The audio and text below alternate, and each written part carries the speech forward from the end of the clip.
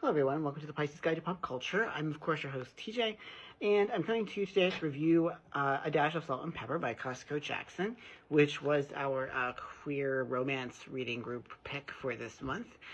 It is a very interesting book. I think I liked it. Okay, I ended up liking it a lot more than I thought I would at the beginning, because its protagonist, Xavier, is a bit of a jackass in the beginning of the book, who has a quip and a pop culture reference for everything.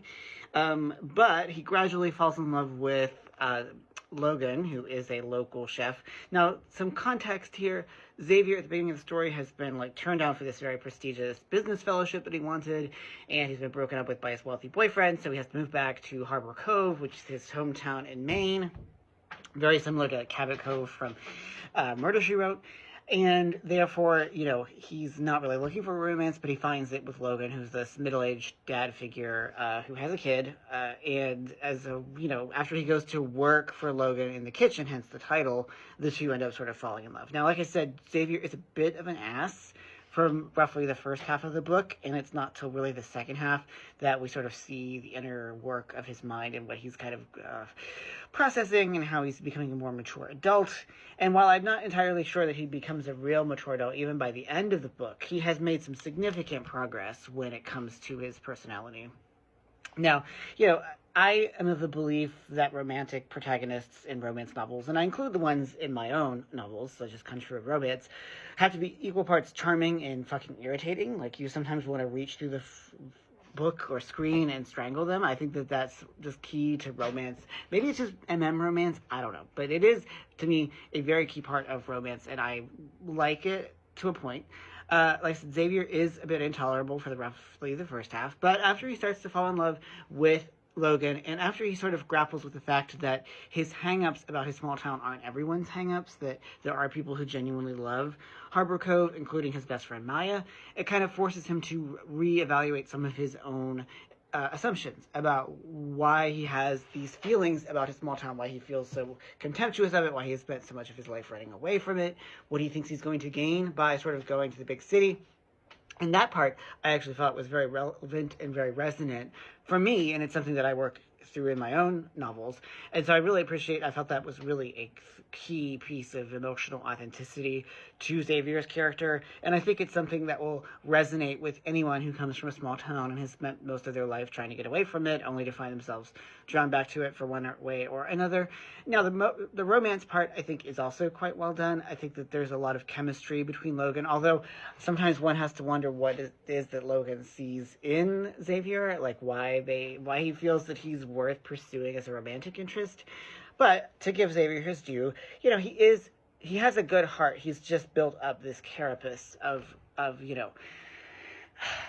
brittleness and touchiness, and I think that the novel does a good job of teasing out what it's like to grow up as a black person in small white America, small town America. And I think that that's a really interesting perspective that we don't get a lot. We tend to think of small towns as being sort of universally white, and I think that that's a really useful way of pushing back at that, but also recognizing the difficulties of those of that social position.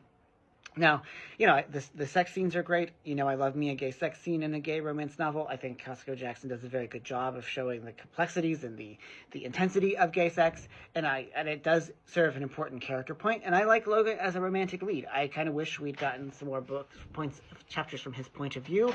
As we know, I'm a big fan of dual point of view characters in romance novels, so I would have liked to have gotten more of his point of view, since as a middle-aged white guy raising a daughter and trying to be bisexual in a small town, there's a lot there. But I think that's what makes him appealing, and maybe Kosoko has the plans to do a sequel where we get Logan's point of view as they kind of grapple with what their relationship might look like now that it's been, formed by the end of the novel. It is happily ever after.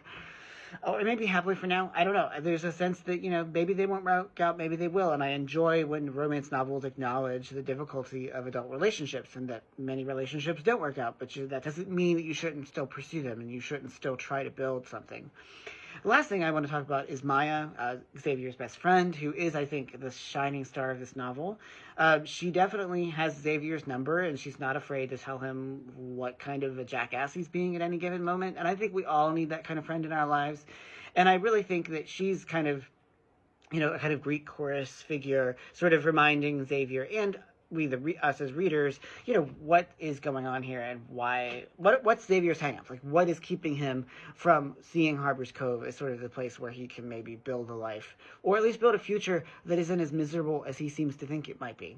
And so, like I said, I enjoyed this. That is once again A Dash of Salt and Pepper by Kosoko Jackson. This was my first reading of his, and I liked it. I like quippy, rom-com energy, and there's a lot of that here. So this does get the Pisces Guide to Pop Culture seal of approval. Very coveted, I know, in book spaces, and movies and TV. But anyway, so I really enjoyed it. I think you will enjoy it too.